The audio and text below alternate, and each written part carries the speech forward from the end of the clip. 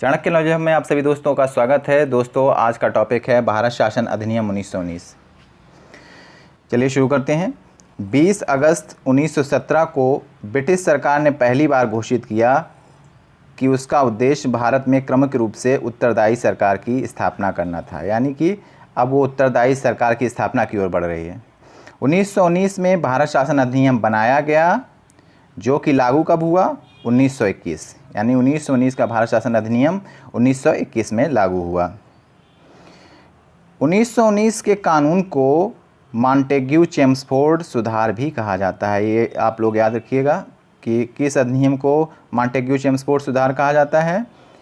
तो इसका उत्तर है 1919 के अधिनियम को मॉन्टेग्यू चेम्सफोर्ड सुधार कहा जाता है। मॉन्टेग्यू भारत के राज्य सचिव थे, जबकि चेम्सफोर्ड भारत के वायसराय थे। 1919 के अधिनियम द्वारा केंद्रीय और प्रांतीय विषयों की सूची की पहचान कर उन्हें पृथक कर राज्यों एवं केंद्रीय नियंत्रण कम किया गया। यानी जो विषय थे वो 1919 के अधिनियम द्वारा केंद्रीय और प्रांतीय विषयों में बांट दिए गए और उन्हें पृथक कर दिया गया, अलग अलग कर दिया गया।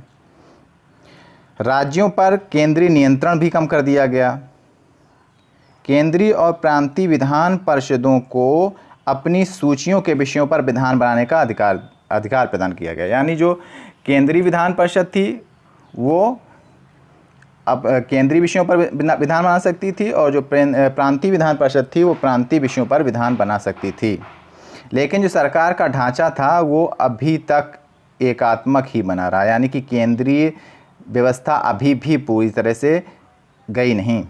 इसने प्रांतीय विषयों को पुनः दो भागों में विभक्त कर दिया। यानी जो 1919 का अधिनियम था वो प्रांतीय विषयों को भी दो भागों में इसने बांट दिया।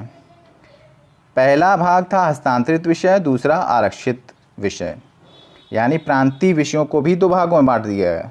वैसे विषयों को दो भागों में बांटा गया, केंद्रीय और प्रांतीय। अब प्रांतीय विषयों को भी दो भागों में बांट दिया गया, हस्तांतरित और आरक्षित। हस्तांतरित विषयों पर गवर्नर का शासन होता था और इस कार्य में वह उन मंत्रियों की सहायता लेता था जो विधान परिषद के प्रति उत्तरदायी थे। यानी जो विधान परिषद के प्रति उत्तरदायी मंत्री थे उनकी सहायता गवर्नर लेता था। और जो आरक्षित विषयों पर गवर्नर कार्यपालिका परिषद की सहायता से शासन करता था। आरक्षित विषयों पर गवर्नर कार्यपालिका परिषद की सहायता, लेकिन कार्यपालिका परिषद विधान परिषद के प्रति उत्तरदायी नहीं थी। शासन की इस दोहरी व्यवस्था को द्वैध शासन व्यवस्था कहा गया। यानी जब प्रांतीय विषयों को आरक्षित और हस्तांतरित विषयों में बांट दिया गया तो इसे द्वैध शासन व्यवस्था कहा गया। ये द्वैध शासन व्यवस्था यूनानी शब्द डायरकी से उत्पन्न हुआ। यानी जो शब्द है द्वैध शासन, ये यूनानी शब्द डायरकी से उत्पन्न हुआ है। हालांकि यह व्यवस्था काफ़ी हद तक असफल ही रही है। 1919 के अधिनियम ने पहली बार देश में द्विसदनी व्यवस्था और प्रत्यक्ष निर्वाचन व्यवस्था भी प्रारंभ की।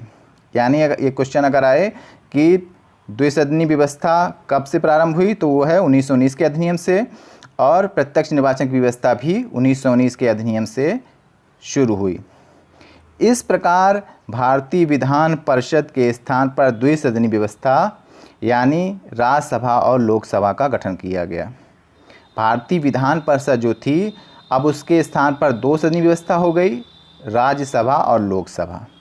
दोनों सदनों के बहुसंख्यक सदस्यों को प्रत्यक्ष निर्वाचन के माध्यम से निर्वाचित किया जाता था। यानी जो राज्यसभा और लोकसभा थी तो इसके सदस्यों को, इसके जो बहुसंख्यक सदस्य थे उनको प्रत्यक्ष निर्वाचन के माध्यम से निर्वाचित किया जाता था। इसके अनुसार वायसराय की कार्यकारिणी परिषद में 6 सदस्यों में से 3 सदस्यों का भारतीय होना आवश्यक। जो 1919 का अधिनियम था इसमें आवश्यक कर दिया कि जो वायसराय की कार्यकारिणी परिषद थी जिसमें 6 सदस्य थे उसमें से 3 सदस्यों का भारतीय होना आवश्यक कर दिया गया। 1919 के अधिनियम ने एक और भी महत्वपूर्ण कार्य किया। इसने सांप्रदायिक आधार पर सिखों, भारतीयों और यूरोपियों के लिए भी पृथक निर्वाचन के सिद्धांत को विस्तारित कर दिया। यानी 1909 का जो मार्लो मिंटो सुधार था उसके तहत मुस्लिमों के लिए पृथक निर्वाचन किया गया था।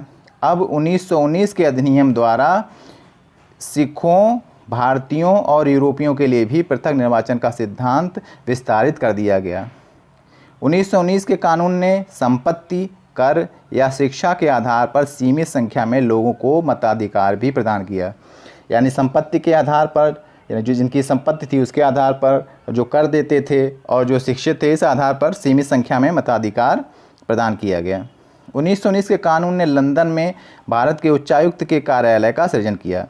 यानी लंदन में उच्चायुक्त कार्यालय का सृजन 1919 के अधिनियम द्वारा किया गया।